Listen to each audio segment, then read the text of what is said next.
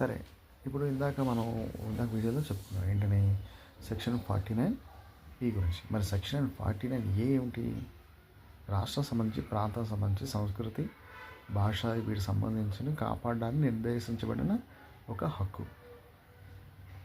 భాష, సంస్కృతి, సాంప్రదాయాలు ఇవన్నీ వీటన్ని రిలేటెడ్గా ఉన్న ఒక హక్కు 49A. సో 49A అన్నది దీనికి సంబంధించి.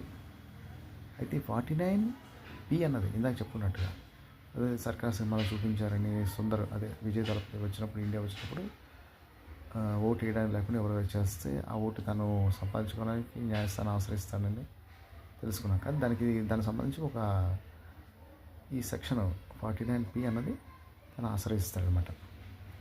సో 49Aకి 49Pకి ఉన్న తేడా ఇది.